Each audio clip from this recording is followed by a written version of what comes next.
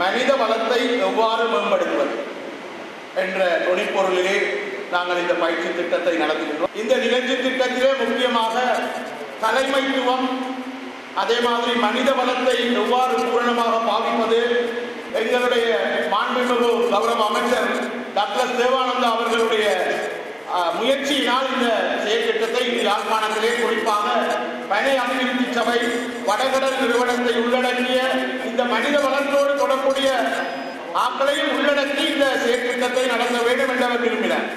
இந்த கருத்து பரிமாற்றம் என்பது உங்களுடைய வாழ்க்கையில் முன்னேறதுக்காக, அது ஒரு சந்தோஷமாக உங்களுடைய வாழ்க்கையை நடத்துறதுக்காக, அதில் நீங்கள் செய்கின்ற தொழில திறம்பட ஒரு ஆட்களை வளரக்கூடிய வகையில், அது உங்களுக்கும் மக்களுக்கும் பயன்படக்கூடிய வகையிலான ஒரு ஒரு பயிற்சி பட்டறையாகத்தான் இது ஏற்பாடு செய்யப்பட்டிருந்தது. பயிற்சி பட்டறையில் நீங்கள் ஒரு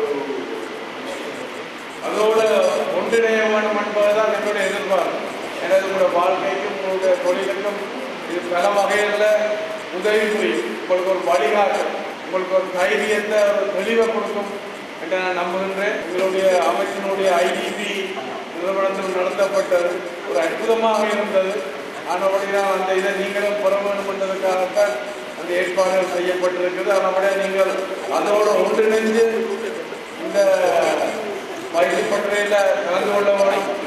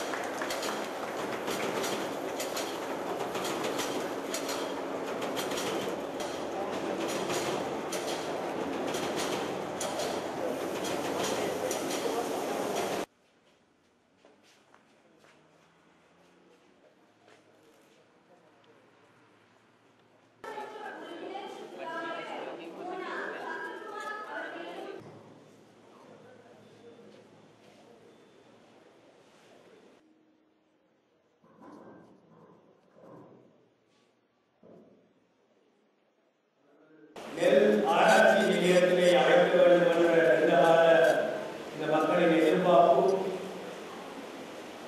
வடக்கின் வசந்தத்துக்கூட இந்த மாவட்டத்திலே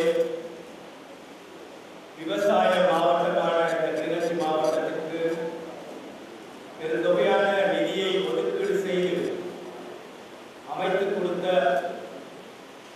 கௌரவ அமைச்சர் பொருளாதார அபிவிருத்தி அமைச்சர் கௌரவ பசில் ராஜபக்ச அவர்களுக்கு இந்த மாவட்ட மக்களின் சார்பாக இந்த மாவட்ட விவசாயிகளின் சார்பாக இந்த சந்தர்ப்பத்திலே நான் அவருக்கு எனது நன்றிகளை தெரிவித்துக் கொள்ள விரும்புகிறேன். இந்த மாவட்டம் முற்றுமுழுதாக அழிந்து போய் மீளக்கூடிய வேண்டிய மாவட்டம். இந்த மாவட்டத்தின் பிரதான பொருளாதாரமே விவசாயம்தான்.